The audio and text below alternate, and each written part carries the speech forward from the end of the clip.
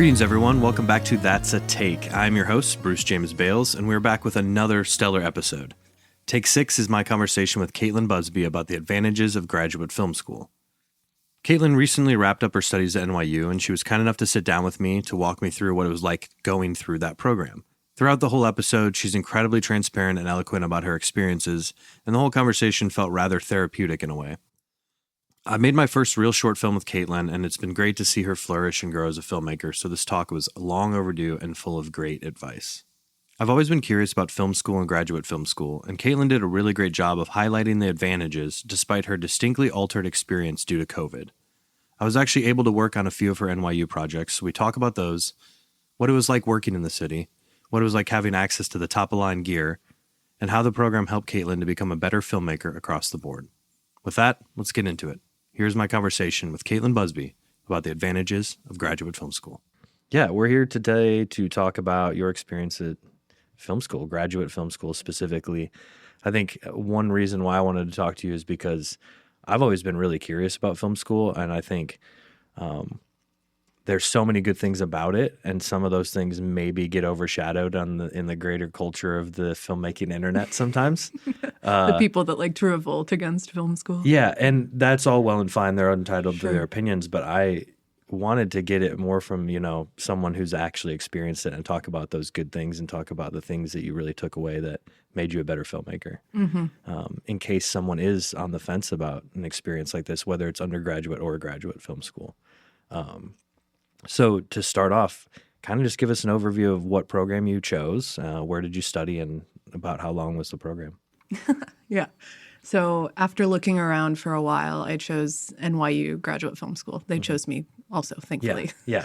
And that's something people should know. It's not just you have to get in. Oh, yeah. You have to be accepted. Massively. Yeah. Which was a process in and of itself. Mm-hmm. I looked at a few schools out in LA. I looked at Columbia and Chicago. I went to an admitted student stay there.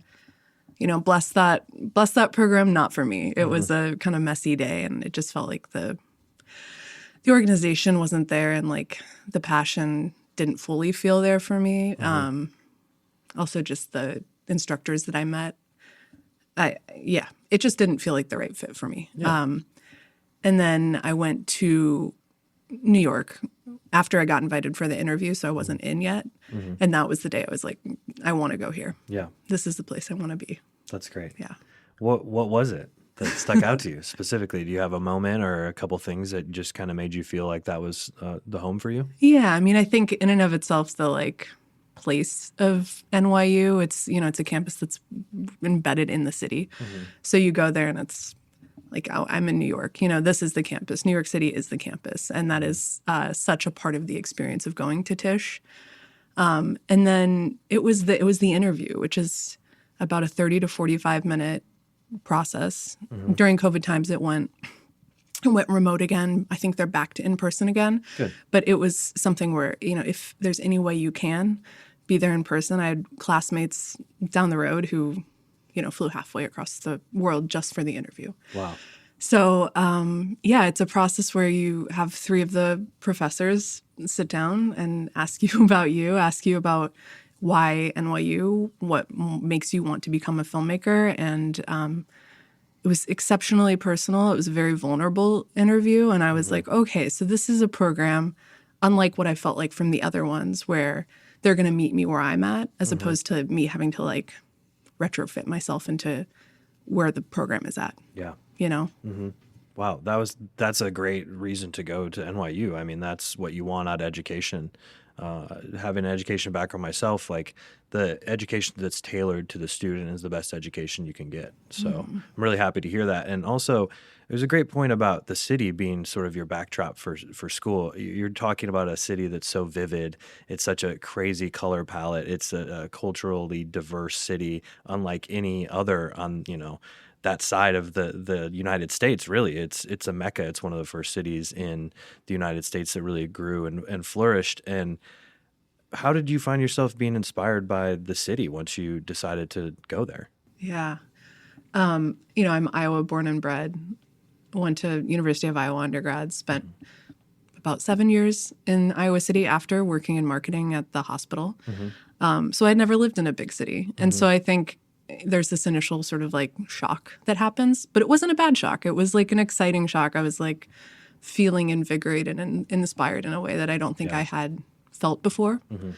Yeah. And then, I mean, like I said, NYU campus is in the heart. Like, we're a couple blocks away from Washington Square Park. So every day walking through Washington Square Park, getting off the A train, walking to the Tisch building, every day walking back. And like, you're just a part of that community. And it's pretty rare to live in Lower Manhattan around NYU. Some students do, but most people live in Brooklyn. That's where we found a spot. And so, I mean, you're a part of the fabric of the city the second you move there. And thank God, like, you have the community of your cohort and NYU as a whole, you know, to kind of ground you in that. Like, I think that was a big comfort moving to such a big city, is like, okay, I have my built-in people. But yeah, I mean, you're all of a sudden thrown into the chaos and the beauty of New York. And I found it exceptionally inspiring. And it's the perfect place to people watch, right? Like, the stories you can come up with just from sitting on the train for 15 minutes. It's unbelievable. Just observing and, being a sponge to the city. I'm glad you said chaos and beauty. I think that's really a great way to describe New York City. And also, I think of a quote, I think it might have been Aaron Sorkin, who was asked kind of like why he didn't live in LA. And I wish I had someone to fact check this for sure. But he responded with something like, well, everyone in LA is doing the same thing. I like New York because I can walk down the street and like meet 10 different kinds of people. Yeah, I've heard that before. Yeah. And I've always thought that there's nothing wrong with LA. I love LA, but New York is so interesting. Like you said, there's stories kind of in every corner. And it's just a great place to be inspired. And also the pulse of the city, I'm sure, had an effect on that, you know, that experience as well. Yeah. Getting down to like sort of the nitty gritty of the program, how much work was in the classroom? Is it a program where at the beginning you're in the classroom? Are you in the classroom all of the time? Can you kind of talk about like how much time was spent in the classroom versus on set or in different environments? Totally. I would say towards the beginning of the program, you are spending more time in the like quote unquote classroom, but like that classroom is so active. Like, you're moving around, right? You're taking classes in all areas of production. They're really training you to be like a Swiss Army knife kind of holistic approach to film school, where you're learning production design, you're learning sound, you're learning cinematography. We rotate roles during the first curriculum film, where one film you have to gaff, one film you have to AC, you have to DP. So in that sense, it's super active. And even before going into production on the curriculum films, you're in the classroom and you're, you know, up on your feet. You're doing things. There are classes that are more history-driven or aesthetic-driven, where it's more lecture style, but it's an exceptionally active program. And you're spending all your weekends directing class exercises, and you're thrown in. Like, it's not a like, let's ease into, you know, film school. It's like you hit the ground running. And I think they've designed a curriculum over the course of several decades now that it has a really good arc to it. Now, I will say that arc was very much interrupted for my cohort because our first year, COVID hit in the spring. And so that definitely altered the shape of our curriculum and what is typical. And in some ways, I think it made the film school experience even more unique and like added to the strengths of it.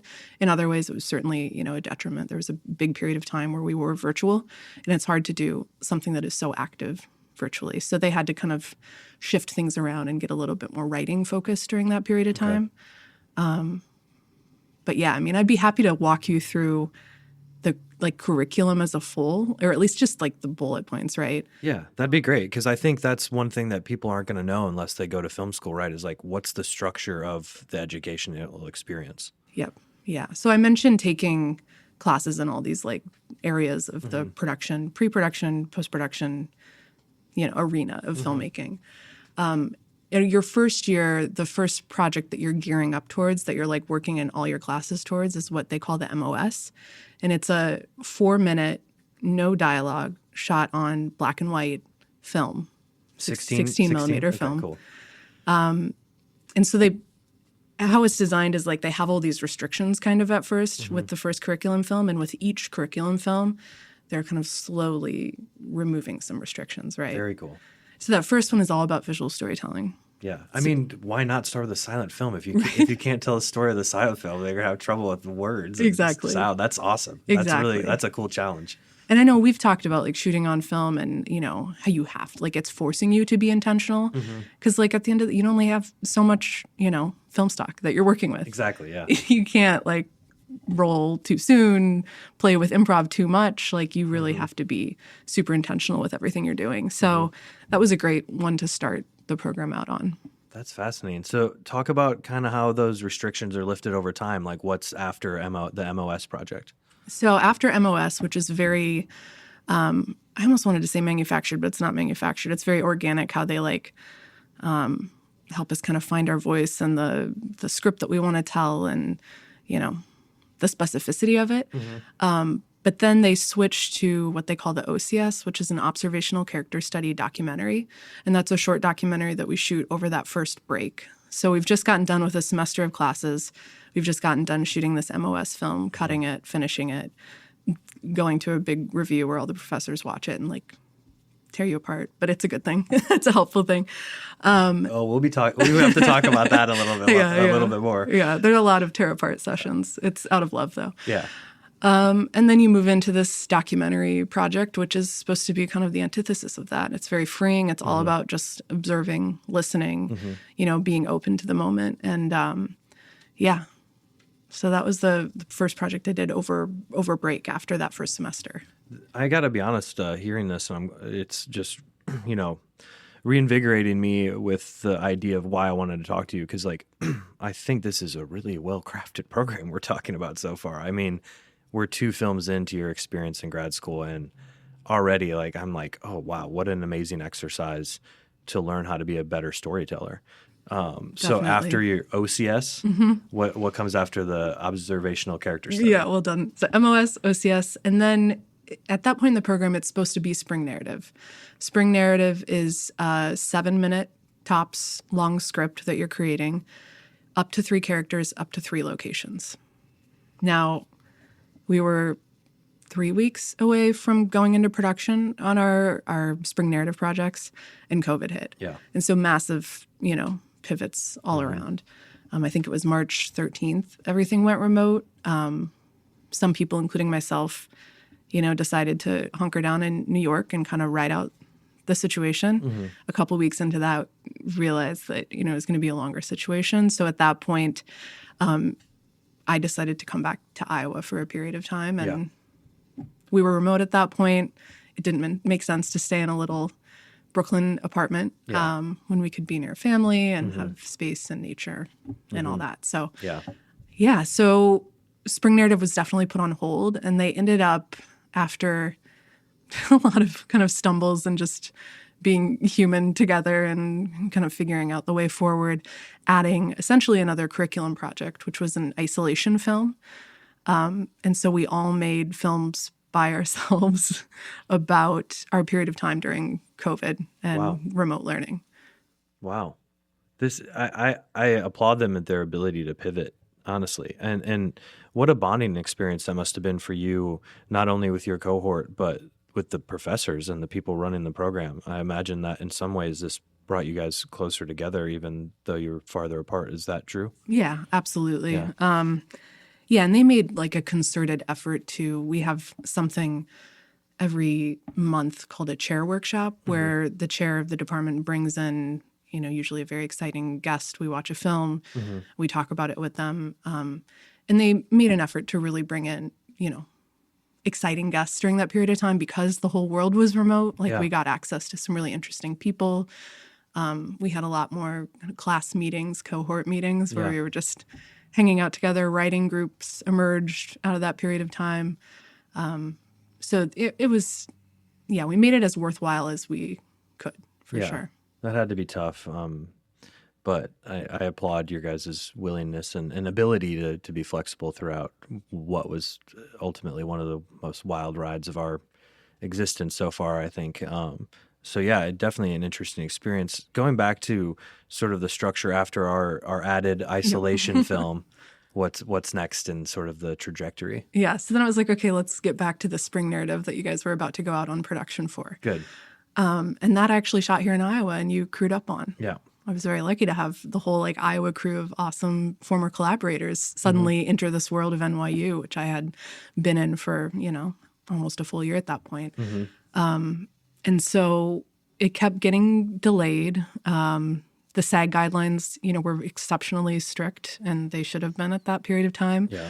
NYU's were even stricter. Yeah. So we were operating under SAG guidelines, and then we were operating under NYU guidelines on top of that. Yeah.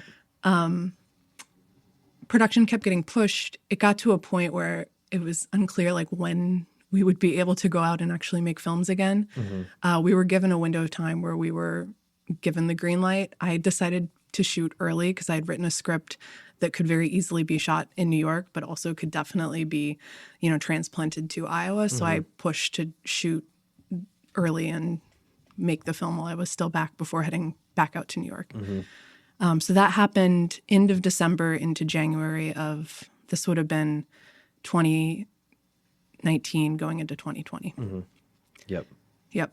And we shot that film. NYU at that point was the first film school to go back into production. So it was kind of like scary and exciting all at once. Yeah.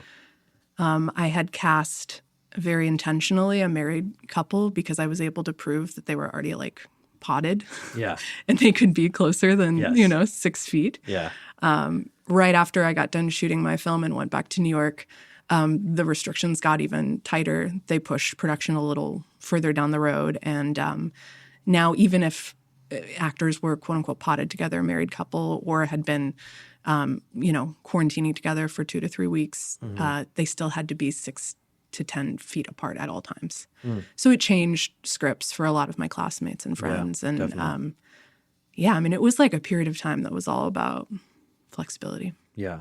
It's interesting because I wouldn't have imagined that your film school experience was this based on restrictions, but I think about some of the more influential sort of filmmaking exercises I've done, and the 48 comes to mind. Totally. With the restrictions and how restrictions can also often force you to be more creative.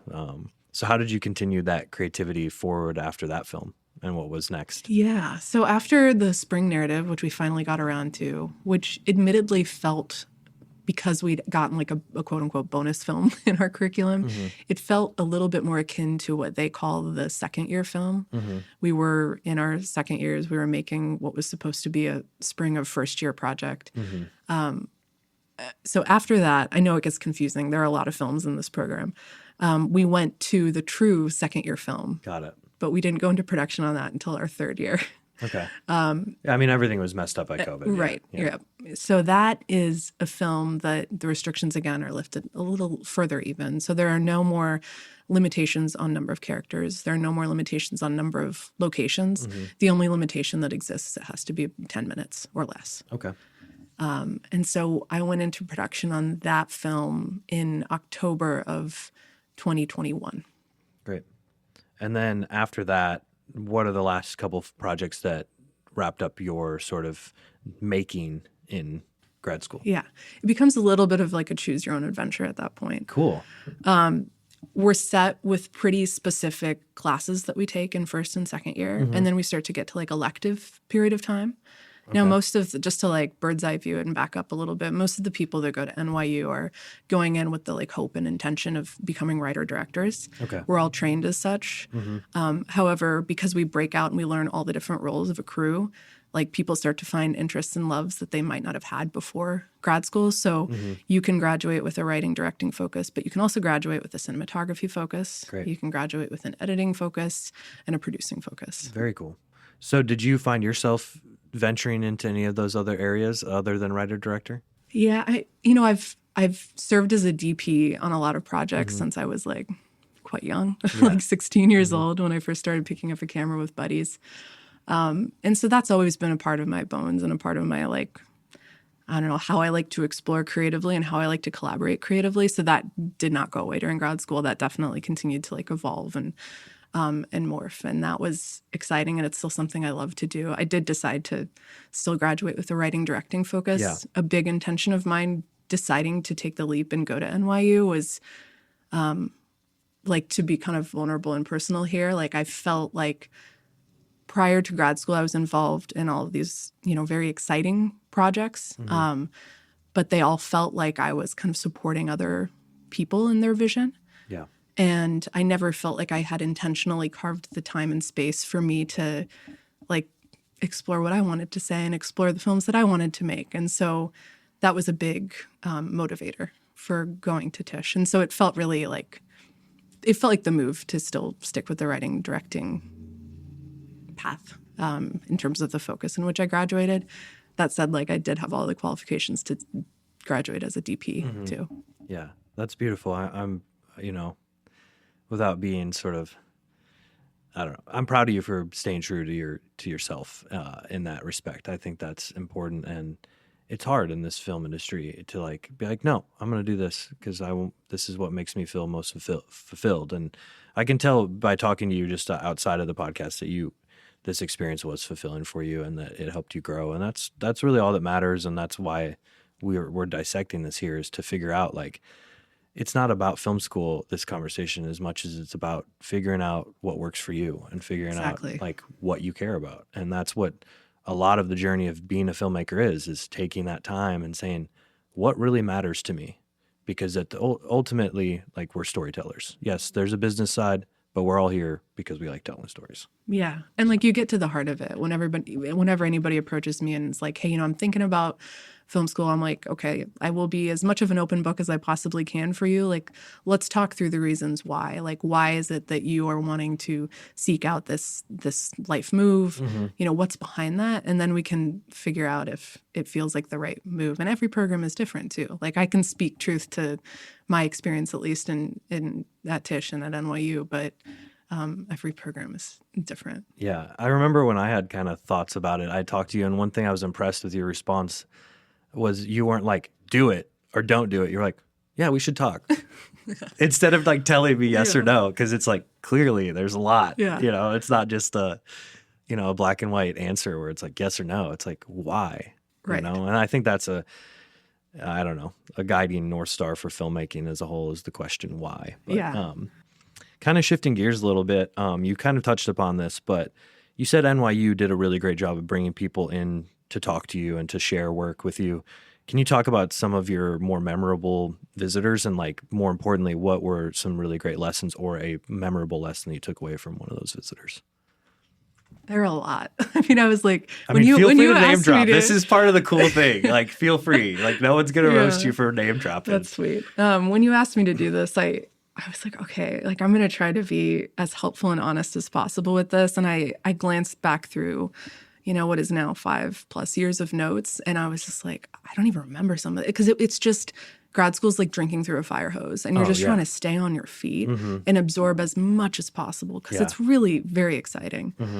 And so aside from just like some full-time faculty, some adjuncts that are amazing, kind of top of game filmmakers, I mentioned the chair workshop series. So we have really exciting guests come in. On the drive over to your place, I was like, what were some of the chair workshops that stood out? And I ran into one that I shouldn't have recorded, but I recorded on my phone, and I'm just keeping it for me if anybody ever listens and tries to berate me for this, with Taika Waititi.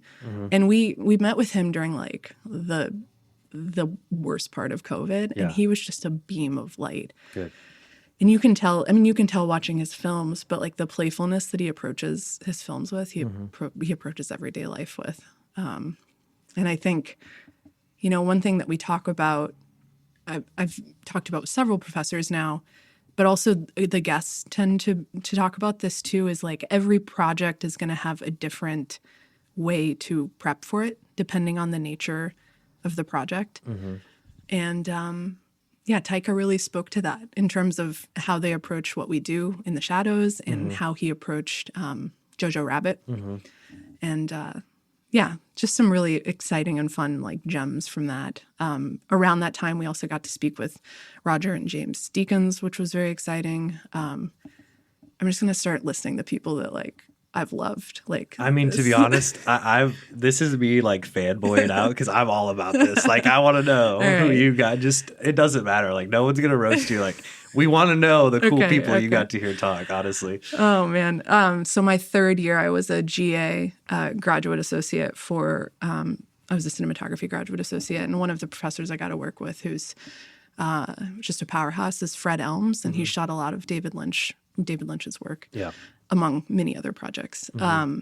So he brought in a lot of cool guests too, like Barry Jenkins, Rob, who, Moonlight, etc. Robert Ewan, Bob, who's Wes Anderson's DP. Dolly Master. Yeah, Dolly Master, Whip Pan Master. Yeah, they do all that. He does all of that just Symmetry. live. Yeah. They're wild. That Dolly grip. If anybody knows the Dolly grip on the Wes Anderson movies, I want to have him on. I'm pretty sure he talked about him when he met with us, because that's a, huge part of his operation and how he creates his visual world. Yeah. Barry's also extremely well-spoken about being a filmmaker. I love listening to that guy anytime there's a podcast or a video. He's so intelligent, and he's got such a great energy to him. Yeah, yeah. A standout was Celine Sciamma. And this was, Portrait of a Lady on Fire is one of my favorite films. So it's so beautifully crafted, and there's just so much intention behind every single decision. Yes. In that film. And she had just come out with a smaller film that I don't think many people saw, unfortunately, called Petite Maman. Have you seen this? I've heard of it. I did not see it. But I need to, because if so pretty. I wasn't aware that it was the same director. Yeah. Sometimes you just see things in passing and you don't really register. But now I must watch that film, because Portrait of a Lady on Fire is like breathtaking, blew me away, absolutely like knocked me back with just, it's like you said, it was so well crafted and so beautiful. Yeah. Yeah. And the whole time she was on Zoom with us because she was in Europe. The whole time she was smoking a cigarette and just looking like a complete badass. And just talking about the things that she chases as a filmmaker and like a storyteller. It's just like what intrigues her, confuses her, excites her, what makes her blood boil, and like gravitating towards those curiosities in her work, and then just mining them. And so it's like she might not even know what the next project is, and it might be entirely different than the last project, which is definitely the case in a lot of ways with Portrait of a Lady and Petite Maman and then her previous work. But just following that impulse and staying true to what's intriguing you, Yeah, and I think that's why I wanted to know about these things, because these are really like, it's not about like name dropping. It's more about the inspiration you get from people that are doing it, right? And the people that are doing it at a high level, because it's great. You can go on the internet and you can find a lot of resources, right? But like being in the same room once you got past COVID and past the remoteness of it all, and being able to like physically interact with these people, it does a couple things, right? It gives you access to their minds and their perspectives, but also it reminds you that they're people. It reminds you that they're just human beings trying to make films just like you are. Yeah. And what it does, I think, is it makes you realize that you can be there one day too. Yeah. You said it. Very, very inspiring. Walking out of those workshops and those sessions with these guests, like I've never felt as high as I do walking out of those sessions. Yeah, like your whole being is vibrating when you leave those. And you just feel like you could conquer the world, Yeah.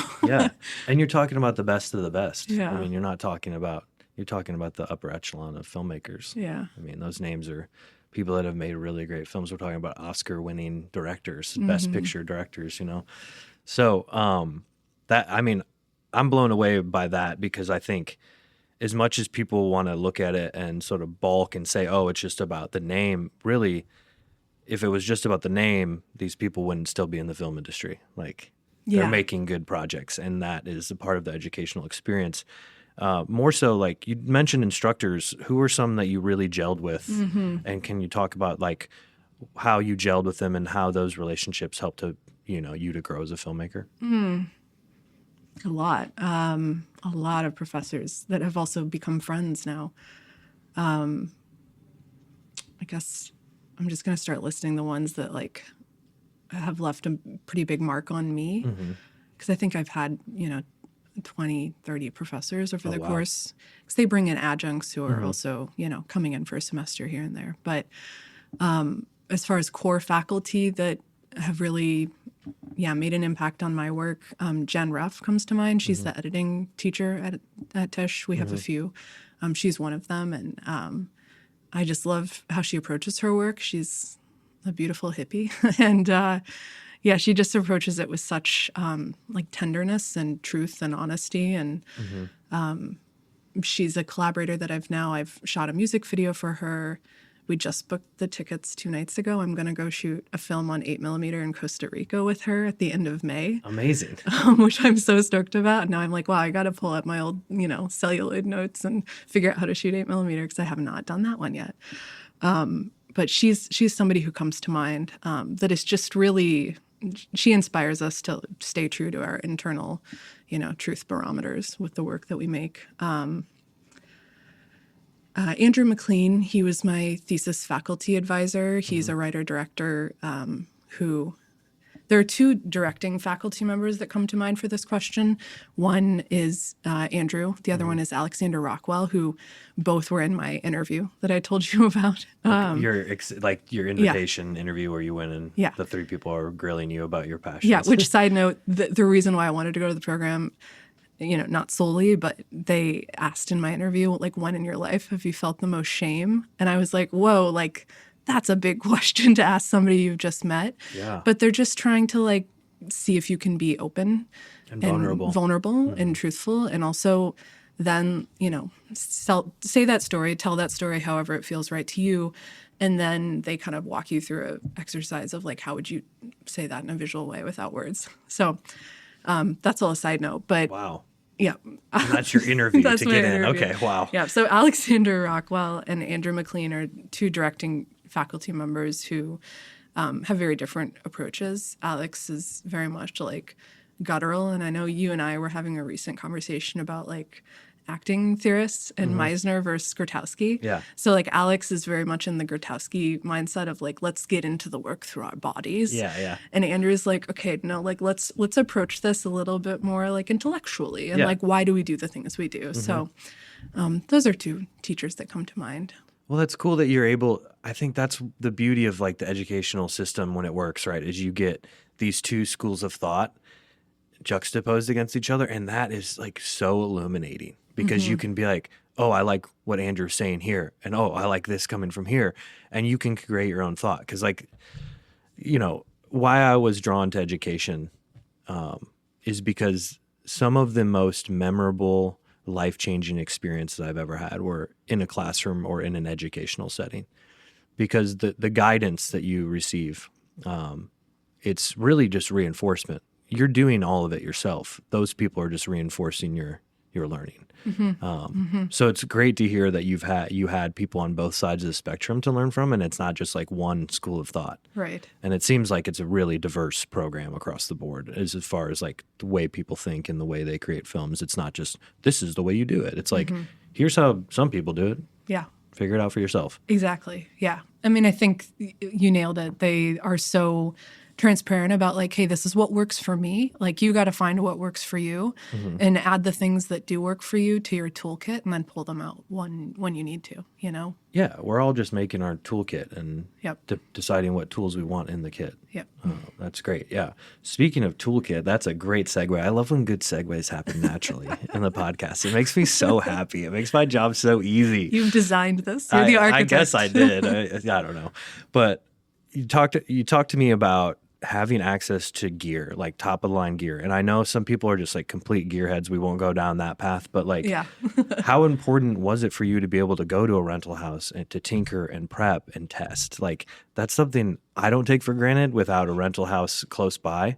You learn so much by being like, I'm going to try that lens set. Let's see what that looks like. Can you talk about that experience and, like, how valuable that was for you? Yeah. I mean, that's the bread and butter of, when you come out of film school and you start to work on a project and you're in those early stages, like, if you're in New York, if you're really anywhere, like, you're going to be working with rental houses as, like, that first step to crafting a visual world for whatever project you're working on. So the fact that is integrated into the program is, like, super helpful, right? Yeah. I can't say, Before going to NYU, I don't think I'd ever really been in a real rental house. Yeah. And they have a really great relationship with Aerie. They have a really great relationship with Able, which is a rental house. Well, both of those are rental houses that exist in several cities. Yep. Able is the one that processes most of our equipment for once we get to second year film, once we get to thesis film, which I realize we need to jump back to that curriculum arc, which we will at some point. Yeah.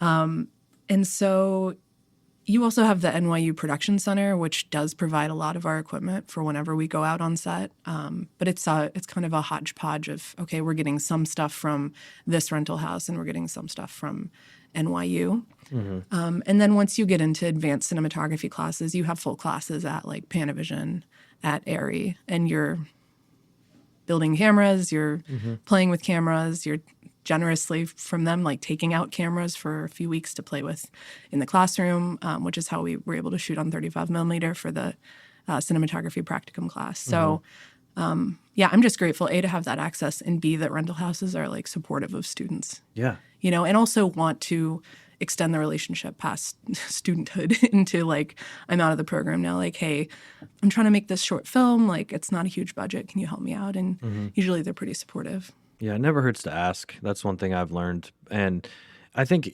just to put this in a perspective of a filmmaker from a smaller market, like where I'm at, I've never seen a Panavision camera in person. Like that, you know what I mean? Like, and if you look at how many films are shot on Panavision, like that's something I probably should, figure out someday is like go to, a Panavision rental house and tinker because eventually I want to use a Panavision camera. So just like, it's not about like the illustrious Panavision name. It's about being a tool, and you go to those rental houses and you learn about these cameras as a tool. Yes, they're very expensive. Yes, some of them can be flashy, but at the end of the day, it's just a thing we use to make the movie, which I think is important to note. But yeah, definitely. Yeah. So this podcast is mirroring film school. We're like two paths right now. Which one will we choose? We're going to go back and talk more about the structure and follow up with kind of how your grad program wrapped up with the last couple of films that you made.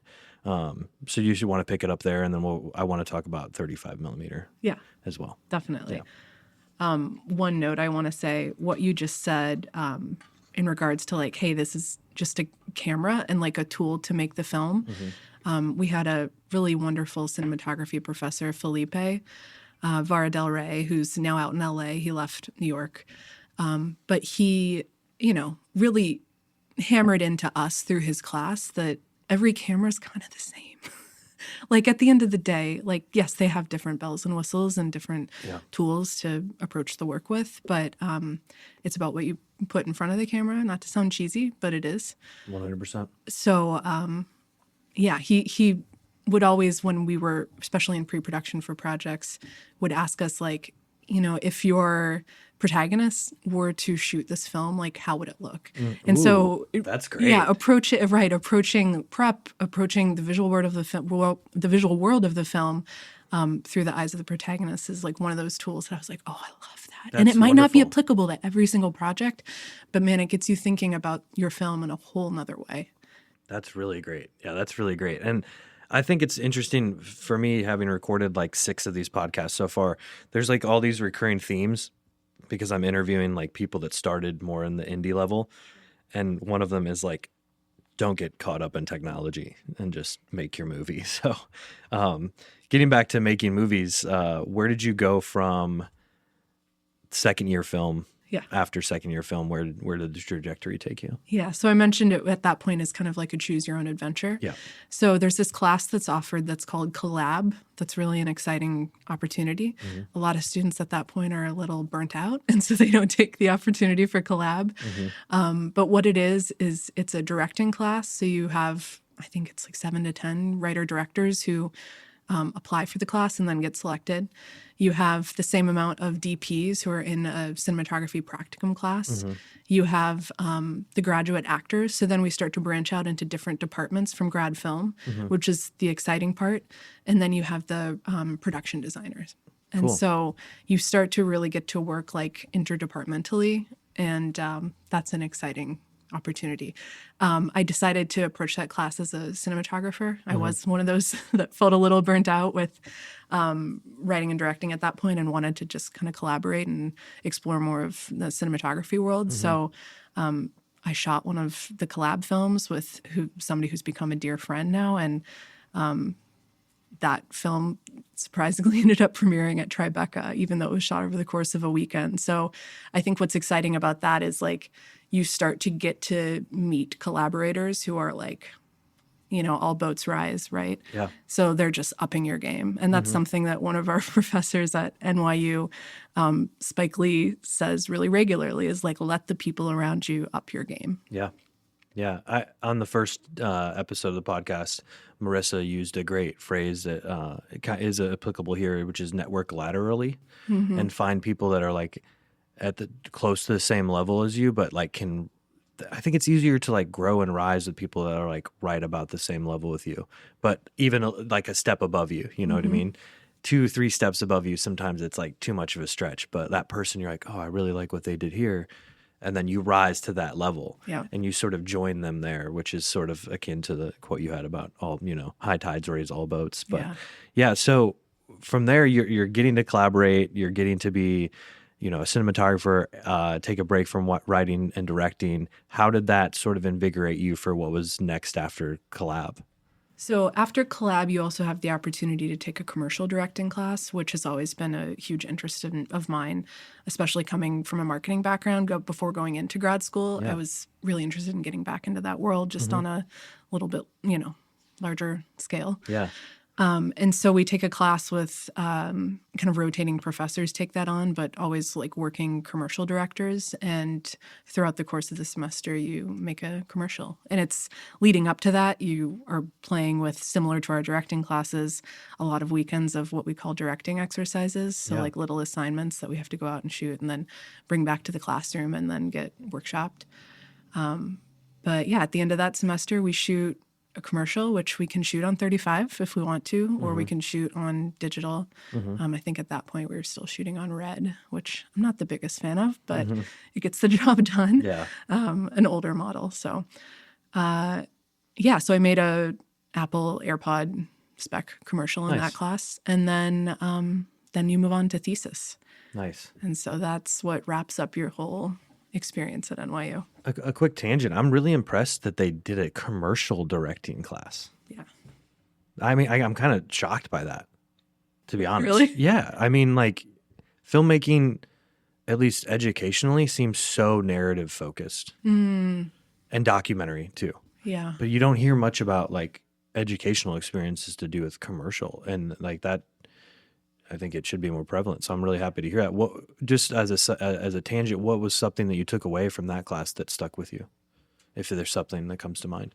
Yeah, I think I'm going to starting to sound like a little bit of a broken record, but like even in the glossy commercial work, finding the human-driven stories within that, like you only have such a short amount of time to really hook an audience and kind of pull their heart in. Yeah. And that can be, it doesn't have to be through drama. It can be through comedy. It can be whatever kind of genre mode you want in this commercial. But just finding a way to really pull them in quickly. Like it's a very, very short form way of storytelling. So we focused a lot on that and crafting that.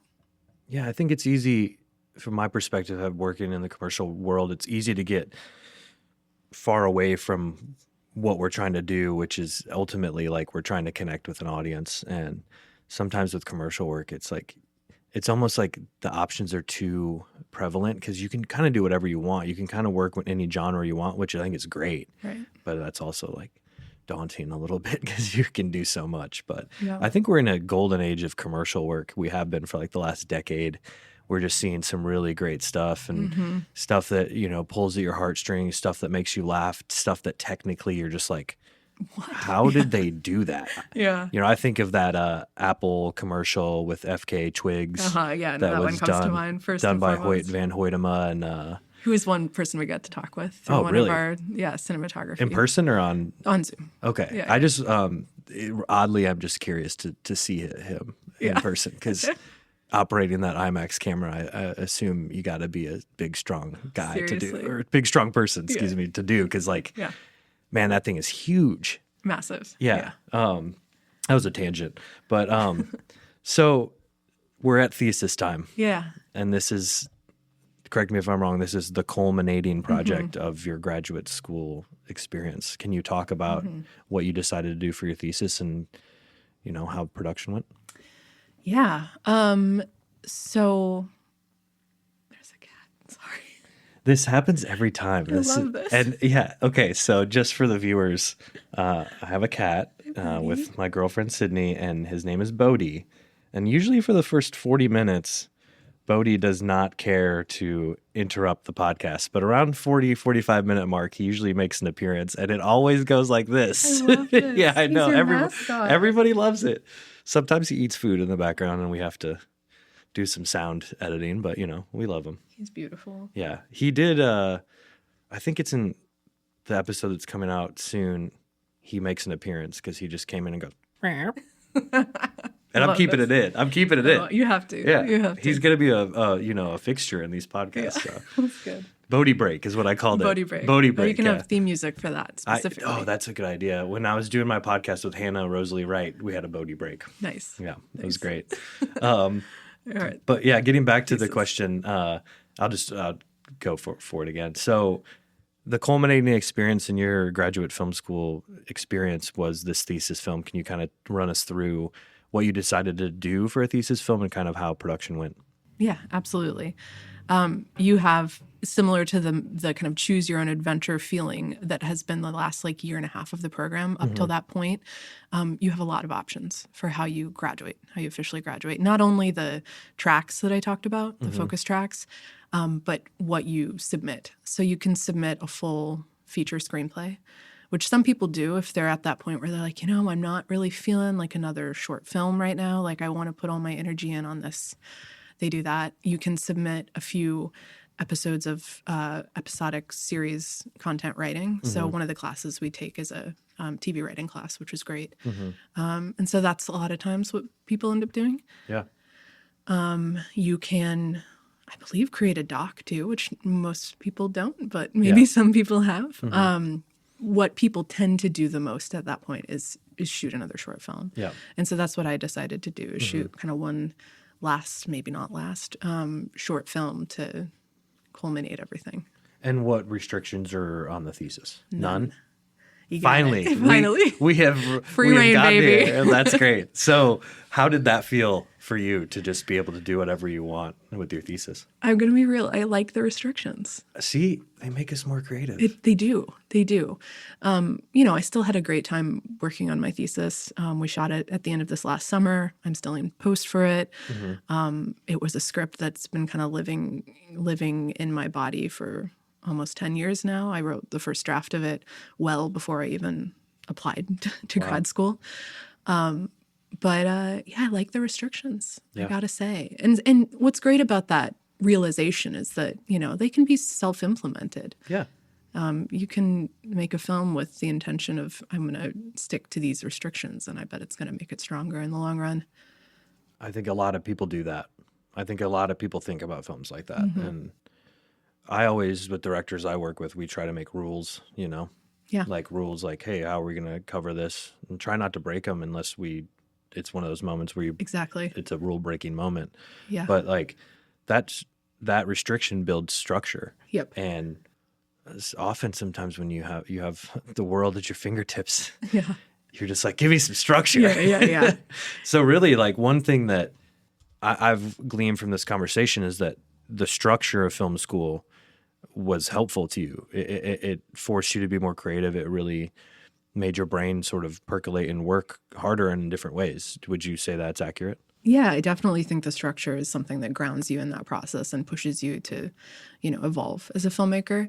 I do think another big motivator for going to film school, and what I would say to anybody who is considering it, is what it buys you is time, what it buys you is space, and what it buys you is the community. And that community can be your cohort. That community can be your professors. It can be any of the visiting, awesome, rad human beings that I mentioned. But it really just provides that kind of sacred space. Yeah. That was extremely well said, and once again another great segue. Can you talk about your cohort of creators in New York? And it doesn't have to be just the people that you went to NYU with, people that you met outside of NYU, and kind of talk about how important having those connections was to you? Because I hear a lot about connections as being one of the most valuable things of film school. You know, you think about like the Robert Eggers of the world who met Jaron Blaski as DP in film school and has shot, you know, now every film with him. So can you kind of talk about the importance of having that community? Yeah, one of the first things they tell us when we get into NYU is you're here because of who you are, but you're also here because of the people that are around you. They very much, like I always like to talk about casting my crew, like I cast my cast with any project. Like you have to find the people that can vibe, and they really make that intention when they craft a cohort. So when I started in my first year, we had a pretty big cohort. We had 36 different people from all over the world. I think 13 countries were represented. Wow. When COVID hit, that did go down a little bit. It was really sad to be in Zoom classes at normal times for, you know, Central Eastern time, and then have our Chinese classmates like across the world falling asleep in the middle of the night. We did have quite a few people have to drop out. Yeah. Some joined with the cohort below. Some just weren't able to come back. But all to say, they create so much of the experience of film school because you're literally making all your films with them. You know, like you're crewing for them, they're crewing for you. Yeah. And it's like, luckily with our cohort, we all like, we're really copacetic. These are some of my best friends now. That's not always the case. Yeah. And we were just one of those classes that got really lucky. They cast us really well. But I think in part too, it was going through COVID together, like going through something that was so big, you know, for everybody. Yeah. So it's like, I so full-heartedly believe in every single person in my cohort, and I want to support their work until the day I am no longer here. From an outside perspective, it's been really cool on the periphery to see some of these people that you've created these relationships with and just see not only your work blossom because of their help, but their work blossom because of your help. And that symbiotic relationship is something I'll always come back to as one of the most beautiful things about what we do. Totally. So that's really great. Yeah. And what was so cool about the second year film, Making Layaway was the name of the film here in Iowa, was finally getting to bring some of those NYU friends and collaborators back to Iowa and like combining them with people like you and other filmmakers that I've worked with here in the state. Like seeing these two worlds collide was, I don't know, it was really special. It was like exceptionally moving to witness. Yeah, and it's still moving because, you know, I get to watch from, like I said, afar, someone like Andy make a film and have it just be a complete success and see her, you know, it is heartwarming to see because going back to that sentiment that high tide raises all boats, like we're all in this together and like we're only as good as the people that we're around. And I'm really, really at the, you know, getting towards the end of this conversation, I'm really happy to hear about this experience that you had at NYU and from an educational standpoint, from a community standpoint, from a cohesion standpoint, it seems like the program was really valuable to you. And it's cool to be able to sort of decompress with you over this, you know, this podcast of all the years that you spent there. And it's just been, you know, it's hard not to get emotional on the podcast sometime, but it's been really cool to see you grow so much. And been really cool to talk to you about it. That means a lot. Yeah. So really appreciate that. Yeah. What do you think, I'm just going to ask this straight up. What do you think had the biggest impact on you during your time in grad school? If you can pick one thing or one person or one project, what was it? On a macro level, it's what I just said, which is like buying time for myself. And I will say that I did say the word buying, like it's an investment. Yeah. You It know, costs money to go to grad school. it does. It does. Yeah. That was the macro level. On the micro level, it was like the network that I'm coming out with. Yeah. Like the alumni network, still being friends with current students. It's huge. Yeah. It's huge. And that's, you know, how I hope that I'm going to continue to get my work and find the projects that I want to pour my energy into. I think you brought up something that may be sort of the end tying up point of this, which is that from my perspective, this choice was an investment into yourself. And I think more filmmakers need to think about investing in themselves. You are good at this. You have what it takes to do it. You just have to believe in it. And I'm sure that the decision to go to NYU is not an easy one for you. I'm sure that you Oh, God. No. were scared. Oh, some of the people that ran into me in those weeks leading up to the decision, they were like, what is going on? Mm-hmm. You know? It's a big choice. Yeah. It's a big change. It is. Yeah. So I'll tee you off. Like, what ending point, like, what would be your sentiment to someone that is thinking about graduate film school? You know, what it does many things, but it holds your feet. What's that phrase? What's that metaphor? Hold your feet to the fire, iron to the fire. I mean, yeah, put your feet to the fire. Put your feet to the fire. It puts pressure on you. It holds you accountable. Yeah, it holds you accountable. You can't get away with bullshit there. Like, can we cuss on this podcast? Yes, we can. You can't get away with bullshit. Like, if something's not honest, they're going to call you out on that shit. They called you out before they even let you into the program. Jesus. They asked you what the time you felt the most shame and then told you to, like, take that and represent it visually. They called you out before you even got there. Yeah, and I will say, like, that can sound kind of abusive. That's not their intention at all. You hear about those acting programs that's like, oh, I'm going to tear the actor down before I build them back up. That's not this program. Like, thankfully, it's not. Mm-hmm. But yeah, they hold you accountable. Every professor in their own way holds you accountable, you know, and you got to hold yourself accountable too. I think that's the biggest thing I learned is, like, you know, you can get by making films that are pretty good. A lot of people see them maybe, but if you want to, like, notch yourself up to the next level, like, you got to hold yourself accountable and be really honest, kind of brutally honest with yourself. Ladies and gentlemen, I am Bruce James Bales, and that is a take.